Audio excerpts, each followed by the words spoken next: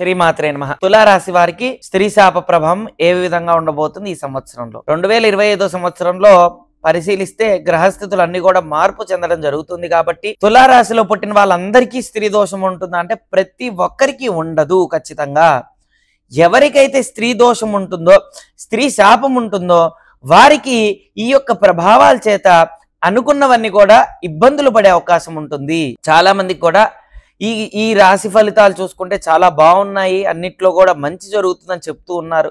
కానీ మాకు ఇబ్బందులు పడుతూ ఉన్నాం అనుకున్న వారు జాతకాన్ని పరిశీలించినప్పుడు ఒకవేళ జాతకంలో స్త్రీ దోషం ఉన్నప్పుడు ఇలాంటి ఇబ్బందులు పడే అవకాశం ఉంటుంది. స్త్రీ సంబంధమైన దోషం ఉన్నప్పుడు ఇలాంటి సింటమ్స్ ఉంటాయి. ముందుగా తులారాశిలో పుట్టిన వాళ్ళల్లో 10 మందిలో ఒకరికో ఇద్దరికో ఉన్నప్పుడు వారు ఏం చేసుకుంటే మంచిదని తెలుసుకోవాలి. అసలు స్త్రీ సంబంధమైన దోషం అనేది ఈ 4 విధాలుగా ఉంటుంది. ప్రప్రథమైన ప్రభావం చూసుకుంటే కనుక వంశశాపము, అదేవిధంగా భ్రూణ హత్యా దోషము అంటారనమాట. ఈ భ్రూణ హత్యా దోషం వంశశాపానికి సంబంధించింది.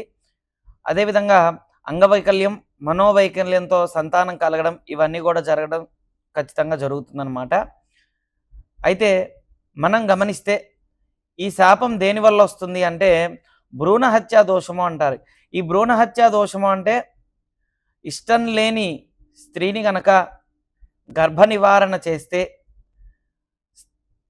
మాతృమూర్తికి ఎవరికైనా సరే చాలా ఇష్టంగా ఉండి గర్భం వచ్చిన స్త్రీని ఇంట్లో వివాహమైన తర్వాత తనకి ఇష్టం లేకుండా గర్భం తీసేయాలి అనే ఆలోచన పెట్టుకొని అన్ని రకాలుగా ఇబ్బందులు పెట్టి బాధ పెడితే కనుక తర్వాత తరం వాళ్ళకి వంశానికి దోషం వస్తుంది.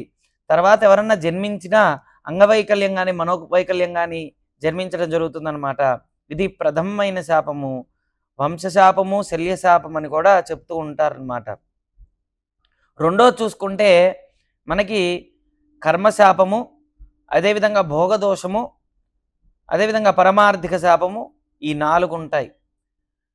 రెండో చూసుకుంటే కనుక కర్మశాపము అంటే నమ్మించి ఎవరినైనా సరే అక్క, చెల్లి, అదేవిధంగా పిన్ని ఇలా ఎవరైతే ఉంటారో స్త్రీ వర్గానికి సంబంధించిన వారు, మాతృవర్గానికైనా సరే ఎవరినైనా స్త్రీ సంబంధించిన వ్యక్తుల్ని నమ్మించి ధనపరంగా బాగా ఇస్తానని చెప్పి మోసం చేస్తే అది కర్మ ఫలితం.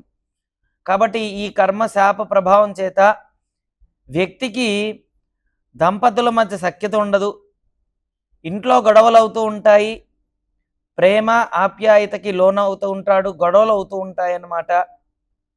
ఎక్కువ శాతం ఇంట్లో ఉన్న స్త్రీ పరంగా ఎంతో ప్రేమ చూపించినా వాళ్ళు వీళ్ళ మీద ప్రేమ ఉండకపోవడం, గొడవలు అవుతూ ఉండటం, అత్తాకోడలు గొడవలు అవుతూ ఉండటం, ఆడపడుచుతో గొడవలు అవుతూ ఉండటం, ఇలాంటివన్నీ కూడా ఇతనికి జరిగే అవకాశం ఉంటుంది.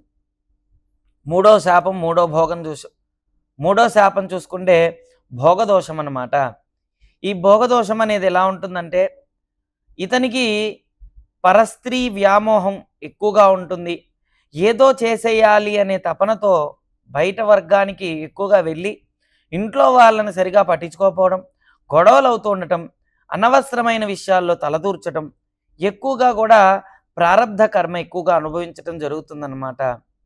దానివల్ల ఇంట్లో సఖ్యత లేకపోవడం, బయట ప్రశాంతత లేకపోవడం, ఇలాంటివి జరుగుతూ ఉంటాయి.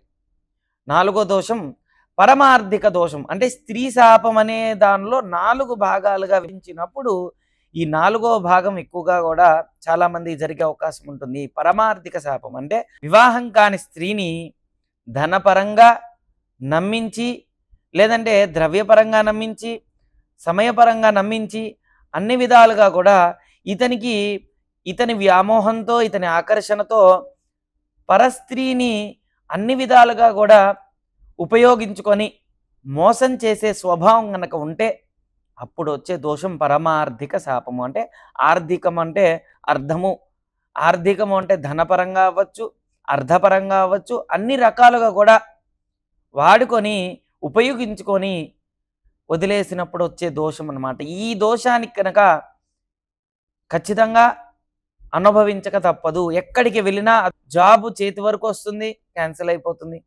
ప్రమోషన్ చేతి వరకు వస్తుంది, క్యాన్సిల్ అయిపోతుంది. ధనము, వ్యాపారం, ఉద్యోగం అన్ని రకాలుగా కూడా దగ్గర వరకు వచ్చి క్యాన్సిల్ అయిపోయే ఛాన్స్ ఎక్కువగా ఉందన్నమాట. ఈ 4 శాపాలు ఎవరికి ఉన్నాయో చూసుకొని గ్రహించి దాని ద్వారా వీరు గనక ప్రాయశ్చిత్తం చేసుకుంటే అన్నిట్లో కూడా మంచి శుభ ఫలితం ఉంటుందన్నమాట. ముందుగా అన్ని రకాలుగా కూడా పరిశీలిస్తే తుల, వృశ్చికం, ధనస్సు, మకరం, కుంభం, మీనం షష్టమ స్థానంలో రాహుగ్రహ కలయికతో ఉండి రాహుతో కూడిన శని, రాహుతో కూడిన శుక్రుడు కలయికతో ఉండటం వల్ల వీరికి స్త్రీ సంబంధమైన శాప ప్రభావం వీరికి ఏ విధంగా ఉండబోతుంది చూసుకుంటే తులారాశి వారికి శత్రువర్గాన్ని నుంచి ఎక్కువగా ఎదురయ్యే అవకాశం ఉందన్నమాట. శత్రు సంబంధించిన వర్గంలో అనేక రకముల ఇబ్బందులు పెట్టే అవకాశం ఉంది. శత్రువర్గం నుంచే సమస్యలు ఎదురయ్యే అవకాశం ఉంది. మన ముందు ఒక మాట, మనం లేనప్పుడు ఒక మాట వచ్చే అవకాశం ఉంది. స్త్రీ సంబంధమైన దోషము, శుక్ర సంబంధమైన దోషము, కర్మ సంబంధమైన ప్రభావం వీరి మీద అధికంగా ఉండే అవకాశం ఉందన్నమాట. స్త్రీ మూలకంగా జాబ్లో ఆటంకాలు కలిగే అవకాశం ఉంది. స్త్రీ శత్రుత్వం అవ్వటం వల్ల శుక్రస్థానం అనేది భంగంలో ఉంది, అంటే సరిగ్గా లేదు. కాబట్టి శుక్రుడు గనక రాహుతో కలుసున్నప్పుడు రాహు స్థిరత్వకారకుడు కాబట్టి స్త్రీ మూలకంగానే జాబ్లో ఆటంకాలు కలిగే అవకాశం ఉంది. స్త్రీ మూలకంగానే కర్మ సంబంధమైన ఇబ్బందులు పడే అవకాశం ఉంది. ఒకటి వీరు చేసుకున్న కర్మ ప్రభావం, రెండోది వీరికి ఇప్పుడు జరిగే కర్మ ప్రభావం, రెండు కూడా ఎదురవుతాయి అన్నమాట. కాబట్టి మార్చ్, ఏప్రిల్, మే, జూన్ ఈ 4 నెలలు చాలా జాగ్రత్తగా ఉండాలి.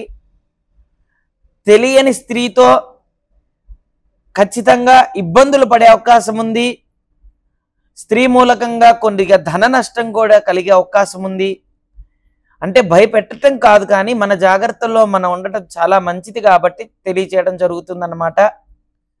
శుక్ర సంబంధమైన వర్గం నుంచి మీకు ఇబ్బందులు పడతారు కాబట్టి శుక్ర సంబంధమైన ఆరాధన చేయడం చాలా ముఖ్యం. శుక్రుడు అధిష్టాన దేవత లక్ష్మీదేవి కాబట్టి లక్ష్మీదేవి ఆరాధన చేస్తే, అందులో తులారాశికి అధిపతి శుక్రుడు కాబట్టి శుక్రుడు లక్ష్మీదేవి ఆరాధన చేయడం వల్ల తులారాశి వారు అన్నిట్లో కూడా అత్యద్భుతమైన ఫలితం లభిస్తుంది. 41 రోజు కఠినంగా లక్ష్మీదేవి మూల మంత్ర జపం కానీ, మూల మంత్రం లేనివారు సర్వమంగళ మాంగళ్య ఈ శ్లోకాన్నైనా, ఓం మహాలక్ష్మీదేవి అయిన మహా అని ఈ నామాన్నైనా 41 రోజు దీక్షగా జపం చేయడం చాలా మంచిది. శాప ప్రభావం చేత మంచి స్థితిలో ఉన్నవారు తులారాశి వారైనా సరే శత్రువర్గం మీకున్నది అంటే స్త్రీ మూలకంగానే ఉంటుంది. ఈ సమయంలో కర్మ సంబంధమైన ఇబ్బందులు పడ్డం, కర్మ సంబంధమైన ఇబ్బందులు అంటే ఇంట్లో భార్యాభర్తల మధ్య, అన్నదమ్ముల మధ్య, అక్కా చెల్లెల మధ్య, బంధువర్గం మధ్య కొంతమంది సఖ్యత లేకపోవడం, మన అనుకున్న వాళ్ళే మన మీద చెడుగా కర్మ ప్రభావం ఎక్కువగా ఉంటుంది, చెడుగా ఎక్కువగా ప్రవర్తించటం, మరి ఇబ్బందులు పడితే వాళ్ళకి చాలా ఆనందదాయకంగా ఉండే అవకాశం ఉంది శత్రువర్గానికి. కాబట్టి మన అనుకున్న వాళ్ళు కూడా ఇప్పుడు శత్రువర్గం అయ్యే అవకాశం ఉంది. కాబట్టి ఆచితూచి అడుగు వేస్తే తులారాశి వారికి ఎటువంటి ఇబ్బందులు లేకుండా ఉన్నాయన్నమాట.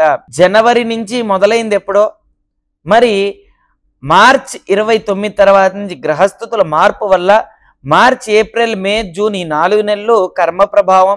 మరి ఏప్రిల్ నుంచి చూసుకున్నా, మే నుంచి చూసుకున్నా, June, July, August, September, October ఈ యొక్క మాసాల్లో రుణ ప్రభావం, అదేవిధంగా శత్రువర్గం నుంచి కొద్దిగా ఎదురవుతాయి సమస్యలు. కాబట్టి చాలా జాగ్రత్తగా ఉంటే మంచిదన్నమాట. ఆగస్టు, సెప్టెంబర్, అక్టోబర్, నవంబర్ ఈ 4 నెలలు కూడా కఠినంగా ఉంటుంది, చాలా జాగ్రత్తగా ఉండాలి. ఇదంతా ఎవరికి ఉపయోగపడుతుందంటే ఇదంతా కూడా జాతకాన్ని క్షుణ్ణంగా పరిశీలించినప్పుడు గ్రహస్థితులు అనుకూలంగా లేనప్పుడు, మనకి గ్రహస్థితులు అన్నీ అనుకూలంగా ఉన్నాయి అన్నా కూడా మనకి వ్యతిరేక ప్రభావం సూచిస్తున్నప్పుడు మనం గనక నిత్య అనుష్ఠానం, జపము, తర్పణము, హోమము, ఏదైనా దేవతా దర్శనము చేసుకుంటే అత్యద్భుతమైన ఫలితం వస్తుంది. ముందుగా మన జాతకాన్ని పరిశీలించినప్పుడే ఇవన్నీ కూడా తెలుస్తాయి అన్నమాట. ఓం శ్రీ దత్తాయ నమః. ఓం శ్రీ దత్తాత్రేయాయ నమః.